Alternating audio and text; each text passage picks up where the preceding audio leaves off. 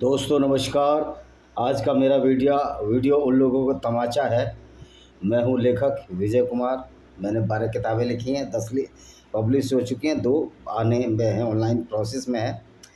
तो दोस्तों आज हम एक ऐसी चीज़ बताने जा रहे हैं जो उन लोगों के मुंह पर तमाचा है, जो भारत को विखंडित करने की कोशिश कर रहे हैं, भारत को षड्यंत्र के तहत मूल निवासी की थ्योरी को उद्वेलित कर रहे हैं, मूल निवासियों के नाम पर आदिवासी और दलित भाइयों को भड़का रहे हैं कि हम तो इस देश के निवासी हैं और आर्य बाहर से आए हैं, जबकि आर्य की थ्योरी भी साइंटिफिक वैल्यू पर कोई महत्व नहीं रखती है।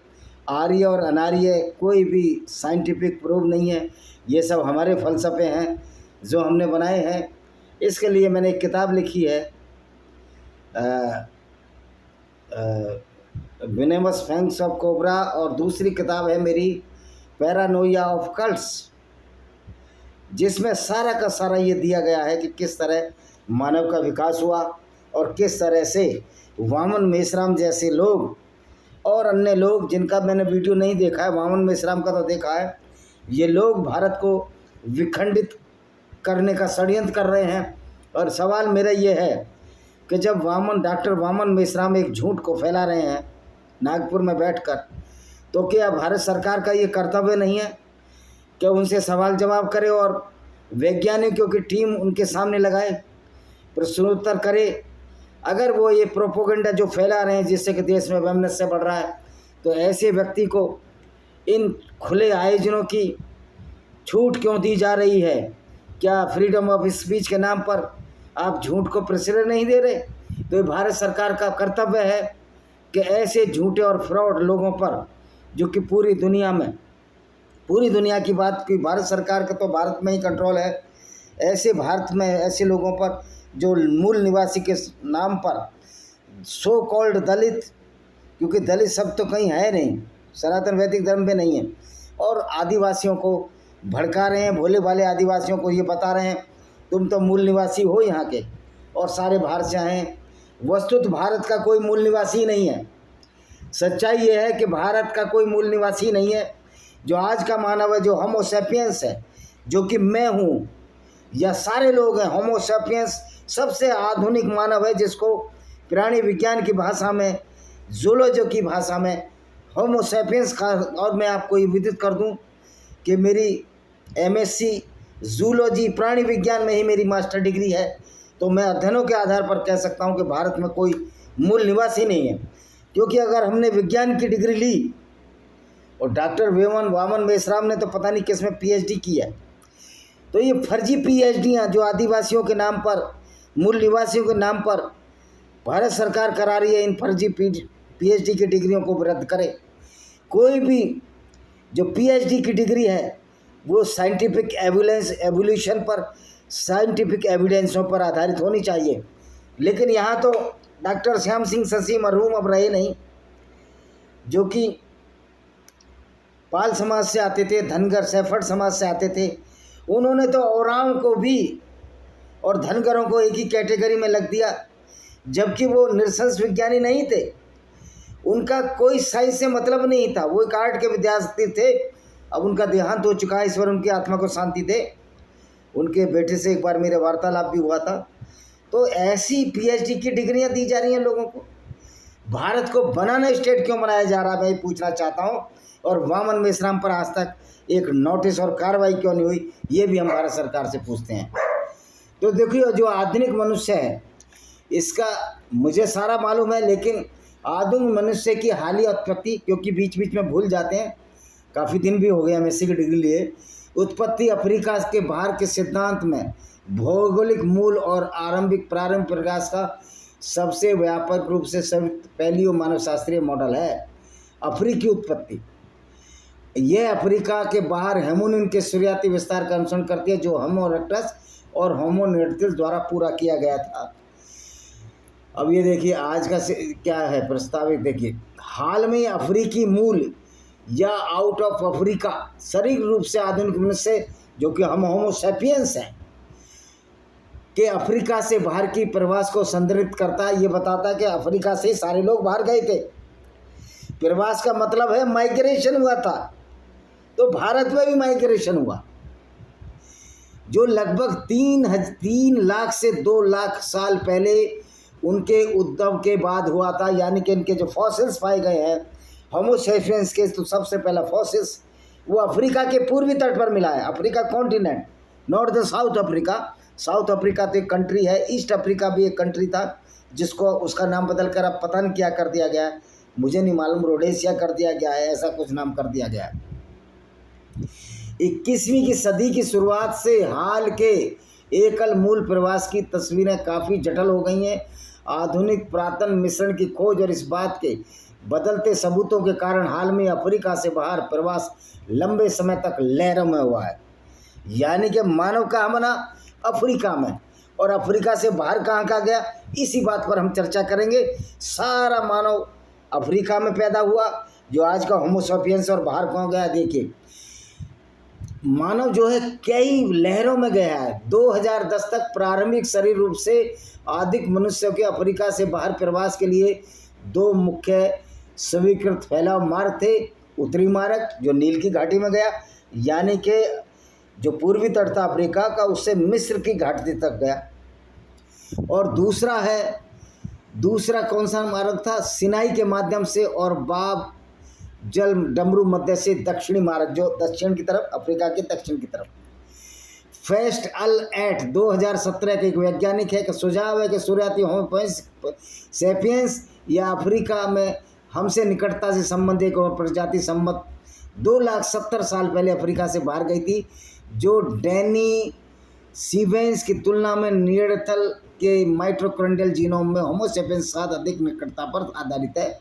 देखिए, हम तो हमारी जो जनरेशन है इससे पहले भी मानव हुए हैं, जैसे होमो इरेक्टस होमो, वो खड़ा सीधा लंबा चलता था। उसके बाद नियंत्रण, उसके बाद क्रो-मैग्नन की शाखा से हम डेवलप हुए, और क्रो-मैग्नन की एक शाखा खत्म हो गई है, आपको पता है। तो देखिए, जीवाश्म साक्ष्य जो फॉसिल्स मिले हैं होमो सेपियंस के शुरुआती प्रवास की ओर इशारा करते हैं, जिसमें सबसे पुराना ज्ञात जीवाश्म ग्रीस यानी यूनान में एपिडिमा गुफा से आया, और इसकी तिथि 2,10,000 साल पहले बताई गई है। ये कौन सी गुफा है? अच्छा जी, मिसेलिया गुफा में मिली खोजों में, जिसमें 8 दांतों के साथ एक आंशिक जबड़ा शामिल है, लगभग 1,85,000 साल पहले की तिथि बताई है। उसे गुफा में 2.5 लाख से 1,40,000 पहले की परतों में लेवलुडस प्रकार के उपकरण मिले हैं, जो पहले प्रवास की तिथि को और भी पहले बता सकते हैं, अगर उपकरणों को आधुनिक मानव जबड़े की हड्डियों की खोजों से जोड़ा जा सके। तो ये करीब 1.5 लाख साल पहले आए। उसके बाद 1.5 लाख से 1,30,000 साल पहले पूर्वोत्तर अफ्रीका से, पूर्व उत्तर यानी पूर्व का उत्तर वो हिस्सा जो मिस्र है, ये देख लीजिए, तट के साथ साथ जो देश हैं, से अरब तक पूर्व की ओर फैला। फिर ये अरब चले गए। जेबल फायर में मिले पत्थर के औजारों पर आधारित है, जो 1,27,000 साल पहले, जिसको 2000 में इसको खोजा गया, दिनांकित है, डेटेड है। हालांकि क्षेत्र में जीवाश्म साक्ष्य काफ़ी बाद में 85,000 साल पहले के हैं। संभवतः इस लहर में संबंधित दक्षिणी चीन के ये क्या है, झिरेडोंग नामक गुफा से मिली खोजें, जो 1 लाख साल से भी पहले की हैं। चीन में आधुनिक मानव उपस्थिति के अन्य साक्ष्य 50,000 साल पहले के बताए गए हैं। अभी देखिए मानव का फैलाव क्या हुआ। अफ्रीका में सबसे महत्वपूर्ण फैलाव लगभग 50,000 से 75,000 साल पहले तथाकथित दक्षिणी मार्ग के माध्यम से हुआ था। यह जो पहली घटना थी 69,000 और 77,000 पहले हुई थी, जब मानव निकला। ये फैलाव एशिया के दक्षिणी तटरेखा का, एशिया का जो दक्षिणी तटरेखा है, एशिया की दक्षिणी तटरेखा में आपको पता है कि भारत आता है, और भारत की पूर्वी तटरेखा आती है। एशिया की दक्षिणी तटरेखा का अनुसरण करता लगभग 65 से 50,000 साल पहले ऑस्ट्रेलिया में पहुंचा। उससे निकलता उस साइड से ऑस्ट्रेलिया पहुंचा, और कुछ शोधों के अनुसार कम से कम 50,000 साल पहले, लगभग 50,000 साल पहले इस जो माइग्रेशन हुआ, एक अलग व्युत्पत्ति द्वारा पश्चिमी एशिया पर फिर कब्जा किया गया, यानी सबसे पहले ही आए अरब में। और लगभग 43,000 साल पहले पश्चिमी एशिया से यूरोप की आबादी शुरू हुई। फिर पश्चिमी एशिया से यूरोप को गए, तुर्की होते हुए। वेल्स जो कि आज इंग्लैंड में है, दक्षिणी तटीय मार्ग के प्रयास की अतिरिक्त एक माइग्रेशन का वर्णन करते हैं जो लगभग 45,000 साल पहले यूरोप के उत्तरी प्रवास में था। फिर ये फ्रांस और वहाँ चले गए। और अब उत्तरी फैलाव मानव ये था, दक्षिणी फैलाव मानव, उत्तरी फैलाव मानव क्या था। 1,35,000 साल पहले उष्ण कटिबंधीय अफ्रीका में बड़े पैमाने पर सूखे का अनुभव हुआ, जिससे मनुष्यों को भूमि में समुद्र तटों की ओर धकेल दिया।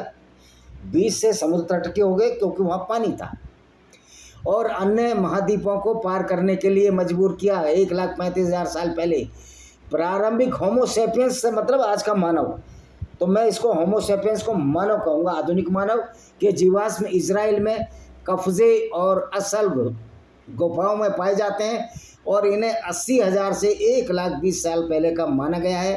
ऐसा लगता है ये मानव 70 से 80,000 साल पहले या तो विलुप्त हो गए या अफ्रीका वापस चले गए। संभवत है उनकी जगह बर्फ युग के यूरोप में ठंडे क्षेत्रों में भागकर दक्षिण की ओर जाते समय नियंडरथल ने ले ली। नियंडरथल मानव जो हमारे से पहले का था।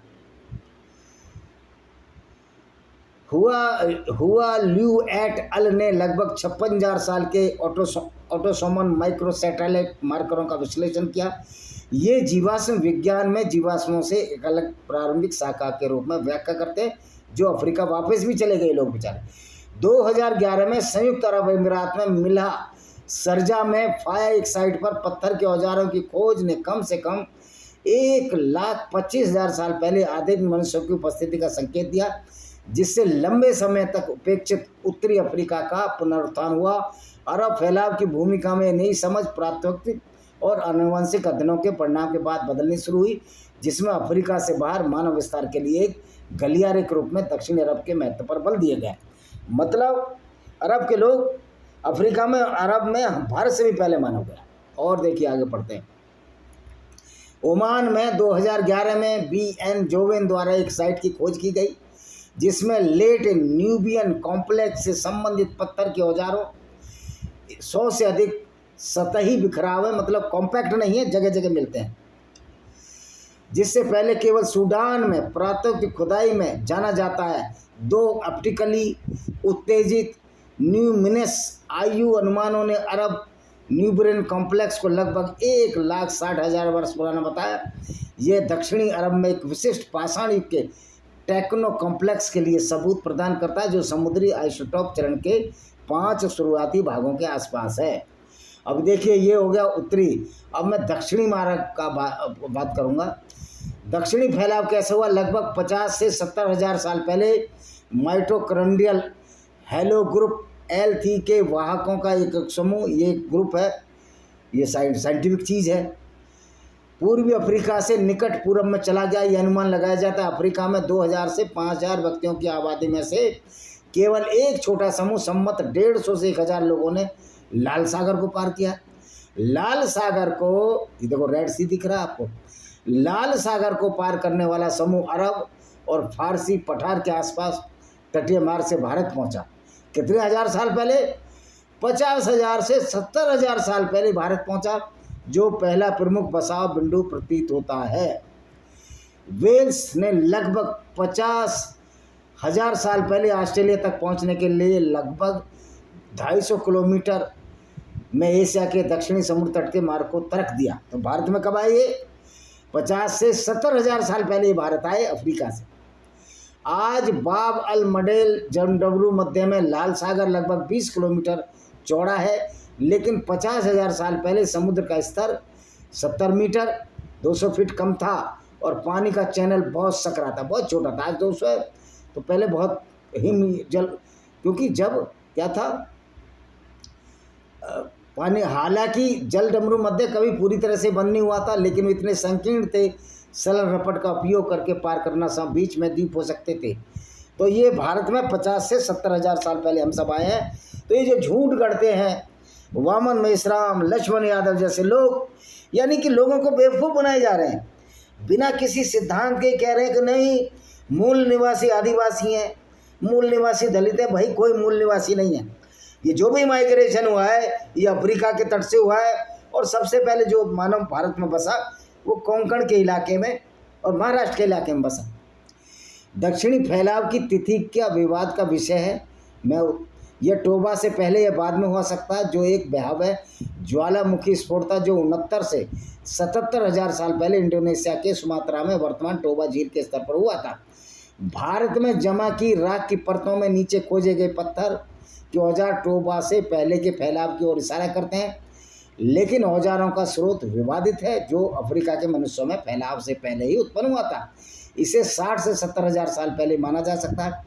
यह सुझाव देते हुए मानवता ने टोबा के कुछ हालिया साफ आधुनिक गैर अफ्रीकी पूर्वजों के लगभग 50 से 65 हजार साल पहले अफ्रीका से बाहरी प्रवास का सुझाव देते हैं, जो कि अधिकांश पिछले अनुमानों के समान है।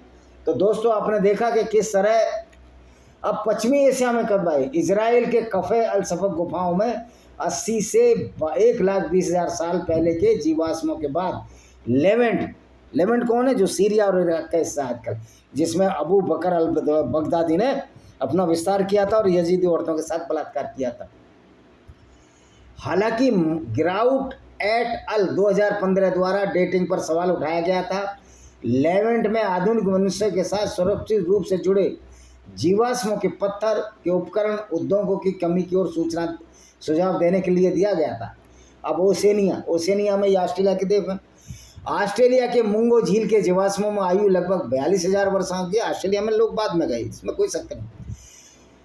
मॉन्सेवे नामक स्थल से प्राप्त अन्य जीवाश्मों की आयु कम से कम 65,000 वर्ष पूर्व आंकी गई है। हालांकि कुछ शोधकर्ता इस प्रारंभिक अनुमान पर संदेह करते हैं। मौजूदा जीवाश्मों में आयु सबसे पुरानी लगभग 50,000 वर्ष पूर्व आंकी गई है। अब 50,000 पूर्व आंकी गई है। अब आगे बढ़ते हैं भाई। पूर्व और दक्षिण पूर्व एशिया, जिसमें भारत का हिस्सा शामिल है, इसी पर है हमारा। चीन में लियूजियांग आदमी चीनी पूर्वी एशिया में पाए जाने वाले शुरुआती आधुनिक वंशों में से एक है। लिंजियांग या लिंजियांग शहर का नाम है। अवशेषों को सबसे अधिक बताई गई तारीख 67,000 साल पहले है। विभिन्न शोधकर्ताओं द्वारा की गई विभिन्न डेटिंग तकनीकी द्वारा उत्पन्न परिवर्तनशीलता की उस दर पर सबसे व्यापक रूप से स्वीकृत तिथियों का सीमा को न्यूनतम 67,000 वर्ष पूर्व चीन में इंसान के अवशेष पाए गए, लेकिन 1,59,000 बीपी बिफोर क्राइस्ट जितनी पुरानी तारीखों को खारिज नहीं करती है। चीन के तियानुआन मनुष्य, जो तियानुआन जगह का नाम है, मनुष्य का नाम नहीं है, कि संभावित तिथि सीमा 38 से 42,000 पूर्व के बीच में है, जबकि उसी क्षेत्र के लियूजियांग मनुष्य को संभावित तिथि सीमा 67,000 से 1,59,000 वर्ष के पूर्व है। 2013 में डीएनए परीक्षण के अनुसार तियानुआन मनुष्य कई वर्तमान एशियाई और मूल अमेरिकियों से संबंधित है। तियानुआन आकृति विज्ञान में ही लियूजियांग मनुष्य और जापान में पाए जाने वाले जोगोन काल के आदिम मनुष्यों के साथ आधुनिक पूर्वी और दक्षिणी पूर्वी एशियाई लोगों के समान है। पूर्वी यूरेशिया यूरोप और एशिया जिसमें पूर्व का इतिहास के बारे में 2021 में एक अध्ययन से निष्कर्ष निकाला है कि विशिष्ट बेसल पूर्व एशियाई पूर्व यूरेशियन वंश मुख्य भूमि दक्षिण पूर्व एशिया में 50,000 ईसा पूर्व एक विशिष्ट दक्षिणी हिमालय मार्ग से उत्पन्न हुआ, यानी कि हम करीब 52,000 साल पहले आए और क्रमशः से दक्षिण और उत्तर की ओर कई प्रवास माइग्रेशन के माध्यम से हम आए। अमेरिका में देखो कब गए, सबकी खोज बताऊंगा मैं। अमेरिका में आधुनिक अध्ययनों के निष्कर्ष निकाला गया है कि मूल अमेरिकी एक एकल संस्थापक आबादी के वंशज हैं, जो शुरू में लगभग 36,000 साल पहले मुख्य भूमि दक्षिण पूर्व एशिया में बेसल पूर्व एशियाई स्रोत आबादी से अलग हो गई। उसी समय उचित जौमोन लोग बेसल पूर्व एशिया के लोगों से अलग हो गए और या तो पैतृक मूल अमेरिकियों के साथ या अन्य विस्तार लहर के दौरान यह भी दिखाते हैं मूल उत्तरी और दक्षिणी मूल अमेरिकी शाखाएं, जिन्हें अन्य सभी स्वदेशी लोग संबंधित ने लगभग 16,000 साल पहले लोग गई। तो ये अमेरिका में बहुत ज़्यादा पुराने लोग नहीं, अमेरिका सबसे बाद में बसा है। अब यूरोप का देखते हैं। यूरोप का मैकाले एट अल 2005 के अनुसार हैप्लोयुग एन के साथ दक्षिणी फैलाव में एक प्रारंभिक शाखा पूर्वी अफ्रीका से नील नदी का अनुसरण करती उत्तर की ओर बढ़ी और सिनाई आज का माउंट ऑफ सिनाई है ये शायद जॉर्डन वार्डन के माध्यम से एशिया में प्रवेश कर गई। यह समूह तब विभाजित हो गया और कुछ यूरोप में चले गए, कुछ अन्य पूर्वी एशिया में चले गए। यह परिकल्पना यूरोप में आधुनिक मनुष्य के आगमन की अपेक्षाकृत बाद की तारीखों के साथ पुरातात्विक विज्ञान और डीएनए साक्ष्य द्वारा समर्थित है। DNA deoxy ribo nucleic acid, जिससे पता लगाया जा सकता है कि हम किसके वंशज हैं। अब और पढ़ते हैं जी। तो आपने ये देखा कि किस तरह भारत में 50-60 हज़ार साल पहले मनुष्य आया। और देखते हैं, अच्छा भारत के लिए स्पेशल कल मैं एक वीडियो बनाऊंगा। यहाँ तो मैं ये दिखाने का मन है कि भारत में कोई भी मूल निवासी नहीं है, चाहे वो दलित हो चाहे आदिवासी हो। ये सारे के सारे अफ्रीका से हैं, क्योंकि पहले मानव की उत्पत्ति अफ्रीका में हुई थी। ये बहुत सारी चीज़ें हैं, वायु गुण स्वतंत्र विश्लेषण, माइटोकॉन्ड्रिया, इससे आपका कोई मतलब नहीं है। ये बहुत ही साइंटिफिक जल्टेड टर्म है। तो भारत में जो पहले आदमी आए 50 से 70 हज़ार साल के बीच में आए, और भारत के फॉसिल भी इसी बार की इंगित करते हैं। तो भारत में कोई भी मूल निवासी नहीं है, न वामन मेश्राम मूल निवासी है, न डॉक्टर लक्ष्मण यादव में मूल निवासी है, न ये आदिवासी मूल निवासी है, न दलित मूल निवासी है, या जो अन्य पिछड़े वर्ग जो दावा करते हैं मूल निवासी हैं। सारे के सारे बाहर से आए। और ये थ्योरी कि ब्राह्मण और क्षत्रिय और बाहर से आए हम पर कब्जा कर लिया, तो जो मूल निवासी थ्योरी है ये तुम्हारी बिल्कुल फ्रॉड है, ये झूठ है, ये बकवास है। कल भारत के बारे में बिल्कुल बताऊंगा साइंस के आधार पर कि वास्तव में भारत में 70 हज़ार साल से पहले कोई मनुष्य ही नहीं था। अब लाखों साल का हिसाब ये लगाते हैं भाई, 2.5 लाख साल पहले हम जैसा व्यक्ति आया, होमो सेपियंस आया, जिसकी ऐसी नाक है, ऐसा आँख है, जिसकी क्रेनियम कैपेसिटी करीब 1400 क्यूबिक सेंटीमीटर है, जो कि विशाल मस्तिष्क है, शरीर की तुलना में विशाल मस्तिष्क है। यूँ तो हमारा जो मस्तिष्क हाथी से छोटा है, लेकिन हाथी का साइज तो देखिए कितना बड़ा है। और इवन जो सांप है देखिए कितना बड़ा होता है। किंग कोबरा का मस्तिष्क इतना सा, इसलिए उसमें बुद्धि का विकास नहीं हुआ। तो निश्चित तौर पर ये मानव जो विकास हुआ है वो अफ्रीका से हुआ है, और भारत में कोई भी मूल निवासी नहीं है। अब ये आप कह दो कि जो पहले आया वो मूल निवासी था, बाद में आया वो मूल निवासी था। वो भाई पहले आया वाला भी मूल निवासी कैसे हुआ, जब भारत में जीवन की उत्पत्ति ही नहीं हुई। भारत में मनुष्य का ये जो होमो सेपियंस आज का रूप है ये उत्पन्न ही नहीं हुआ। उससे पहले के मानव तो सारे नष्ट हो गए थे। तो हम ये भी नहीं कह सकते कि भारत में होमो सेपियंस से पहले के मानव थे। ये झूठ और फ्रॉड है। तो जो मूल निवासी थ्योरी वामन मेश्राम की एक फ्रॉड है, और वामन मेश्राम को साइंटिफिक एवोल्यूशन एविडेंसों की नॉलेज नहीं है। वो सिर्फ अपनी पॉलिटिक्स चमका रहा है और बाहर से पैसा खा रहा है। तो हमको ये समझना चाहिए कि ऐसे भारत के विखंडित लोगों पर सरकार कार्रवाई क्यों नहीं करती है, सोचने का विषय है। अब ये कहते हैं कि 10% वोट चले जाएंगे 15, तो भाई वो लोग जो जर्नल कास्ट के 22% लोग हैं, और जो पिछड़े लोग जिनको पिछड़ों में तुमने डाल दिया है आज के हिसाब से। अब देवी अहिल्याबाई भी आज के हिसाब से पिछड़ों में होती।